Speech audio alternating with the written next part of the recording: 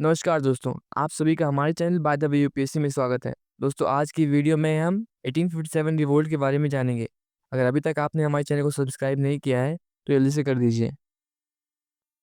दोस्तों, revolt of 1857 को first war of independence भी कहा जाता है, क्योंकि ये पहला ऐसा रिवोल्ट था जो इतने बड़े बेसिस पर लड़ा गया था। इस रिवोल्ट ने ब्रिटिश एडमिनिस्ट्रेशन की नींव हिलाकर रख दी थी। चलिए अब बात करते हैं कि आखिर ये रिवोल्ट हुआ क्यों था। तो रिवोल्ट होने के दो इमीडिएट कॉजेज थे।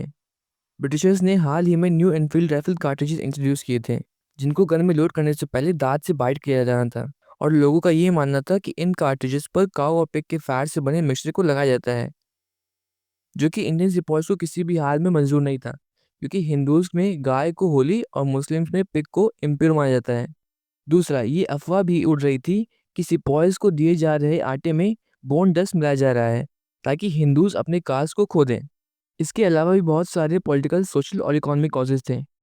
चलिए अब उनके बारे में भी जानते हैं। Political cause, doctrine of lapse and subsidiary alliance. Britishers के द्वारा इंट्रोड्यूस की गई ऐसी पॉलिसी जिससे उन्होंने इंडिया के बहुत सारे किंगडम्स पर कब्जा कर लिया था, जैसे अवध, सतारा, झांसी, नागपुर, जिससे इंडियन रूलर्स के मन में ब्रिटिश एडमिनिस्ट्रेशन के खिलाफ आक्रोश पैदा हो गया था। इकोनॉमिक कॉज, ब्रिटिशर्स ने पीजेंट्स के ऊपर हैवी लैंड रेवेन्यू इम्पोज कर रखा था, जिससे पीजेंट्स की हालत खराब हो गई थी।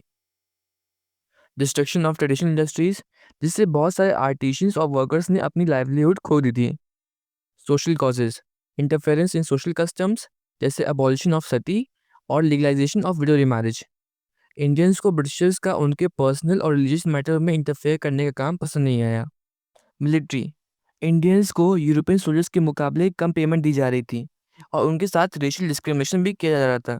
ऐसे बहुत से रीजंस थे जिससे इंडियंस के मन में ब्रिटिशर्स के खिलाफ एक सेंस ऑफ एंगर क्रिएट हो रहा था। ये तो रहे मेजर कॉजेज। अब बात करते हैं मेजर इवेंट्स की।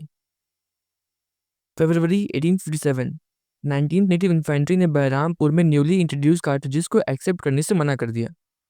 Mangal Pandey, 34th native infantry में एक सिपाही थे, जिन्होंने अपने यूनिट के सर्जेंट मेजर पर फायर कर दिया था, जिसकी वजह से मंगल पांडे को 8 अप्रैल को एग्जीक्यूट कर दिया गया और 24 अप्रैल को 3rd नेटिव कैवलरी ने कार्ट्रिजेस को एक्सेप्ट करने से मना कर दिया। एंड फाइनली ऑन 10th मई 1857, दिल्ली से 58 किलोमीटर दूर मेरठ में रिवोल्ट स्टार्ट हो गया और ये मूवमेंट बहुत तेजी के साथ नॉर्थन इंडिया में फैला। रिबल्स ने दिल्ली को कैप्चर कर लिया और कई यूरोपियन ऑफिसर्स को मर्डर कर दिया और बहादुर शाह जफर को दिल्ली का एम्पर घोषित कर दिया गया। बंगाल आर्मी ने रिवोल्ट में पार्टिसिपेट किया और धीरे धीरे ये movement Awadh, Rohilkhand, Doab, Bundelkhand, central India जैसे कई रीजन्स तक पहुंच गया। इस रिवोल्ट की सबसे खास बात ये थी कि इसमें पेजेंट, आर्टिशियंस, शॉपकीपर्स, जमींदार और सिपाहीज सभी ने पार्टिसिपेट किया था।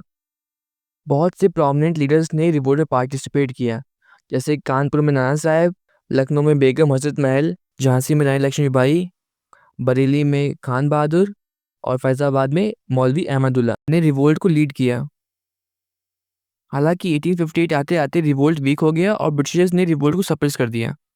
सर कॉलिन कैंपबेल ने लखनऊ को गोरखा रेजिमेंट की मदद से मार्च 1858 को कैप्चर कर लिया और कानपुर और बरेली की रिवोल्ट को भी सर कॉलिन कैंपबेल ने ही सप्रेस किया था। जॉन निकोलसन ने दिल्ली को एक प्रोलॉन्ग बैटल के बाद सितंबर 20, 1857 को कैप्चर कर लिया।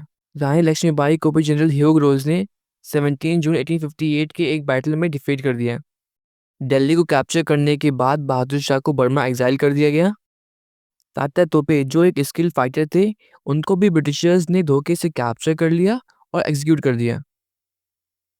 अब बात करते हैं इसकी लिमिटेशंस की। आखिर कैसे ब्रिटिशर्स ने रिवोल्ट को सप्रेस किया।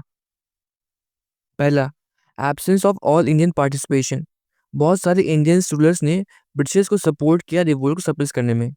बॉम्बे और मद्रास की आर्मी ब्रिटिशर्स के लॉयल रही और रिवोल्ट में पार्टिसिपेट नहीं किया। अवध के तालुकदार ने रिवोल्ट को सप्रेस करने में ब्रिटिशर्स का साथ दिया। एजुकेटेड इंडियंस ने भी रिवोल्ट में पार्टिसिपेट नहीं किया, क्योंकि उनको लग रहा था कि ब्रिटिशर्स इंडिया को मॉडर्नाइज करने की कोशिश कर रहे हैं। रिवोल्ट बस नॉर्थ इंडिया में ही फैला था और साउथ इंडिया में इसका कुछ खास असर नहीं दिखा। अब बात करते हैं रिवोल्ट की सिग्निफिकेंस की। रिवोल्ट ऑफ 1857 ने नेशनलिज्म और एंटी इंपीरियलिज्म के बीच बो दिए थे। इस रिवोल्ट में हिंदू और मुस्लिम दोनों ने पार्टिसिपेट किया था। इस रिवोल्ट से पीपल को ये आइडिया लग गया था कि उनके पुराने वेपन्स और तौर तरीके ब्रिटिशर्स को हराने के लिए काफ़ी नहीं हैं। इस रिवोल्ट ने ब्रिटिशर्स के मन में एक डर पैदा कर दिया था कि इंडियंस जब चाहें ब्रिटिश रूल को ओवरथ्रो कर सकते हैं। अगर वीडियो यूज़फुल लगा हो तो वीडियो को लाइक और चैनल को सब्सक्राइब करना मत भूलिएगा। तब तक के लिए जय हिंद, जय भारत।